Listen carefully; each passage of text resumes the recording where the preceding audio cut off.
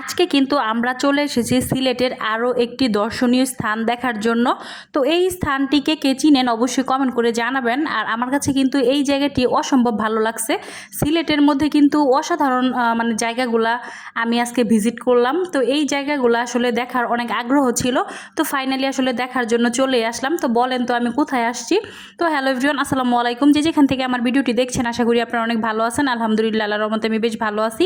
তো আমরা কিন্তু ফার্স্টে একটি সিএনজি রিজার্ভ করে নিয়েছিলাম, আর সিএনজি দিয়েই কিন্তু আমরা সারাদিন ভ্রমণ করেছি, বিভিন্ন দর্শনীয় স্থানগুলো দেখেছি। আর আজকে কিন্তু আমরা বিকাল টাইমের মধ্যে চলে আসছি একটি অসাধারণ মানে প্লেস দেখার জন্য, আর সেইটা হচ্ছে আগুন পাহাড়। তো এইখানে দেখতে পাচ্ছেন পাহাড়ের ভিতর থেকে কিন্তু আগুন জ্বলতেছে, এই যে অসাধারণ কিন্তু এই জিনিসটা। তো এইরকম জিনিস দেখার জন্য শুধুমাত্র আপনাকে সিলেটে আসতে হবে। সিলেট এমন একটি আসলে জায়গা যেখানে আপনি সব কিছুই উপভোগ করতে পারবেন, আর খুবই সুন্দর। এত সুন্দর আসলে জেলা আমি আসলে কখনোই ভিজিট করি নাই। আমার কাছে আসলে ভীষণ ভালো লাগছে। প্রত্যেকটা স্পট ঘুরে আমি আসলে খুবই একটা মানে শান্তি ফিল করতে পারছি আর কি। তো এইখানে কিন্তু আসলে আগুন পাহাড়ের নামটা আমি বেশ কয়েকবারই শুনছি আগে, মানে মোবাইলে অনেকবার দেখা হয়েছে, টেলিভিশনে দেখা হয়েছে, বাট কখনো এরকম সামনাসামনি যে দেখতে পারবো সেইটা আসলে কখনোই কল্পনাও করি নাই। তো ফাইনালি আসলে চলে আসলাম আগুন পাহাড়টা ভিজিট করার জন্য।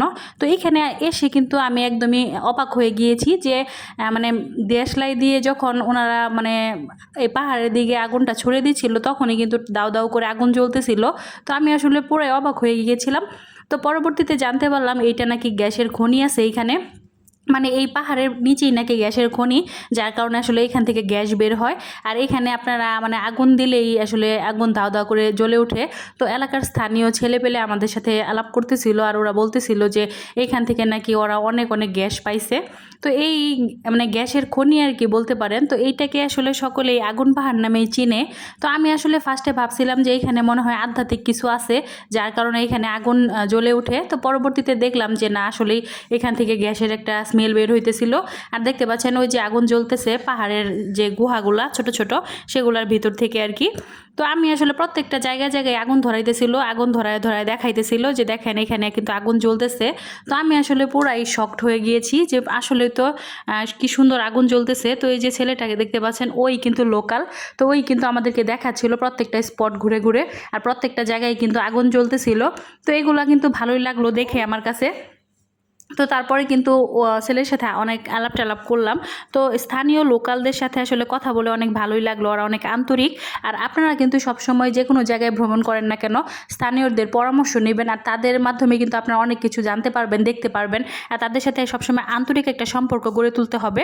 তো আমি আসলে আমার যতটুকু দেখলাম সেটাই আপনার সাথে শেয়ার করার চেষ্টা করলাম, কারণ আপনারাও আমার একটা ফ্যামিলির অংশ, সেই জন্য কিন্তু আপনাদের সাথে শেয়ার করলাম। আপনারা অবশ্যই কমেন্ট করে জানাবেন আপনাদের কাছে কেমন লাগলো। আর এইখানে দেখতে পাচ্ছেন এইখানেও কিন্তু এই যে আগুন জ্বলতেছে, তো আপনারা কতটুকু বুঝতে পারতেছেন সেটা আমি জানি না। তো এই যে দেখেন এই জিনিসটা কিন্তু আমার কাছে অনেক ভালো লাগছে। তো আজকের ভিডিওটি কেমন লাগলো অবশ্যই কমেন্ট করে জানাবেন। আর আজকের মতো এই পর্যন্তই, সকলে ভালো থাকবেন, আল্লাহ হাফেজ।